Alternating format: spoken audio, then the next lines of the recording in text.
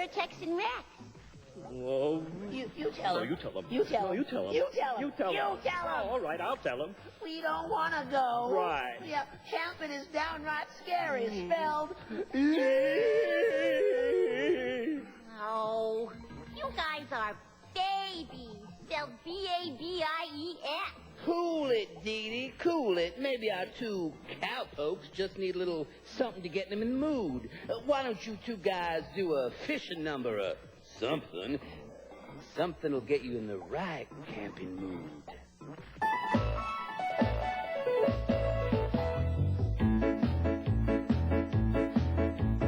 You get a line and I'll get a pole, honey.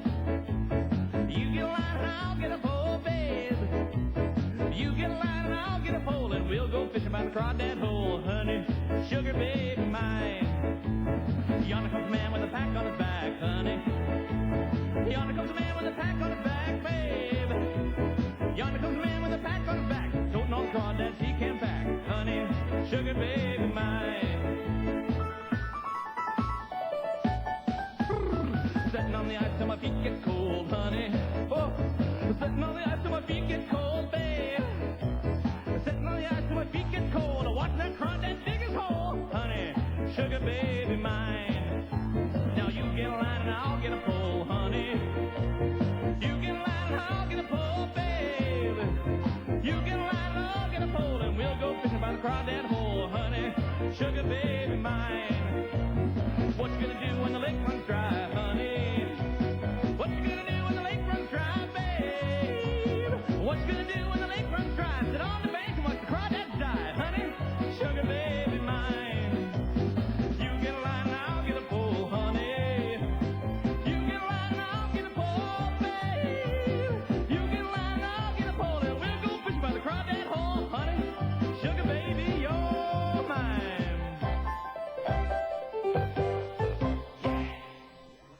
Well, partner, a song like that really makes me feel like a going camping. Come on. Yep, time to hit the trail. Come on, Tito, you're slowing things up. The one thing about camping is there's nothing better than getting away from it all. Hey, don't be proud of me, will you? Give me Come on. slack. Give me slack here. Give me slack. Be nice. It's the beginning of a long trip. Mr. Conductor, have you ever played the building a story game? Well, maybe you better show me how to play it. That way, I'll be able to get the whole story. Okay, I'll start. Ooh, the best way to start on a camping trip is with something spooky. Okay. It was a dark and stormy night. Ooh. And, the ship was lost at sea. Ship hit a big rock, and the water started rushing in. The boat started to sink, but before it did, the captain jumped into the dark, dark water. Your turn, Mr. Conductor. Mr. Conductor? Is it over yet? I can't look. Mr. Conductor, you're supposed to finish the story. I am? Then I will. But instead of telling you how it turned out, why don't I show you? Oh, that's fine with me, kids. Sure. Wonderful. Why don't we begin with the magic bubble?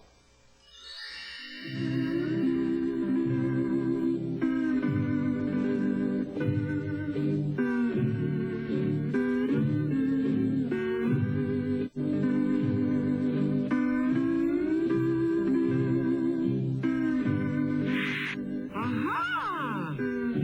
An island!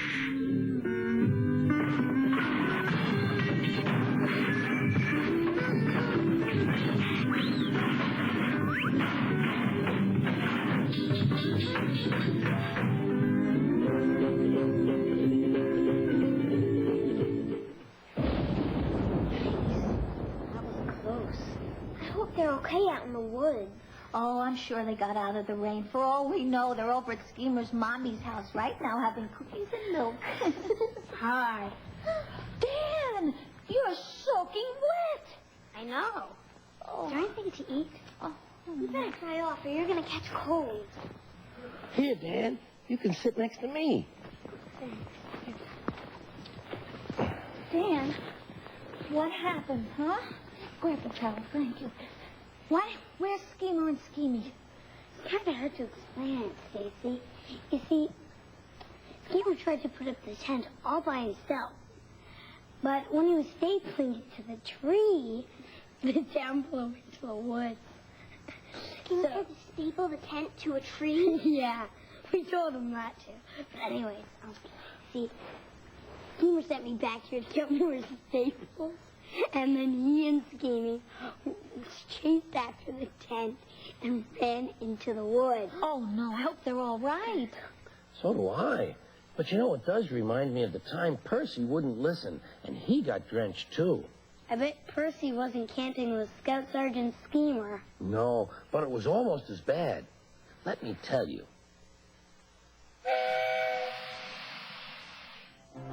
One day, Henry wanted to rest, but Percy was talking to some engines. He was telling them about the time he had braved bad weather to help Thomas. It was raining hard. Water swirled under my boiler.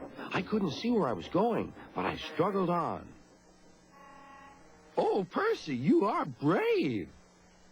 Well, it wasn't anything really. Water's nothing to an engine with determination. Tell us more, Percy.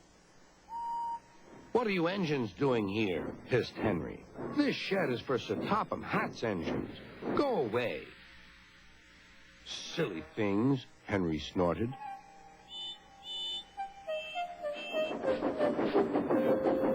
They're not silly. Percy had been enjoying himself. They are silly, and so are you. Water's nothing to an engine with determination. Huh. Anyway, said cheeky Percy, I'm not afraid of water. I like it. He ran off to the harbor singing. Once an engine attached to a train was afraid of a few drops of rain. No one ever lets me forget the time I wouldn't come out of the tunnel in case the rain spoiled my paint, huffed Henry.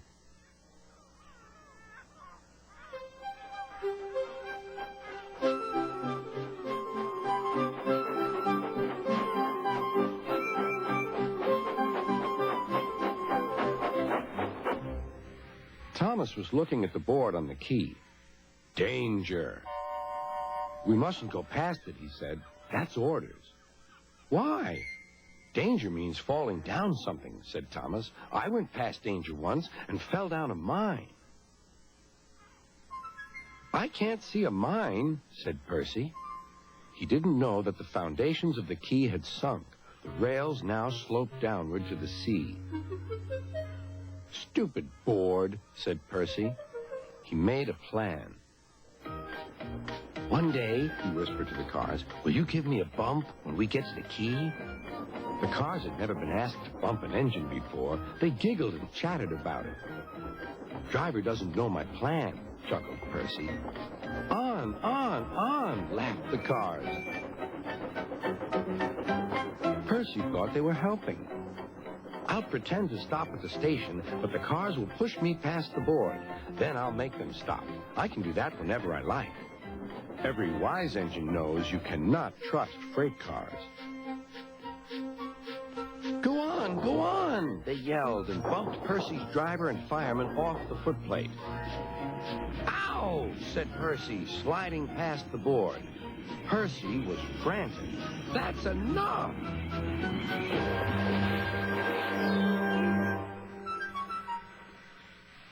Percy was sunk.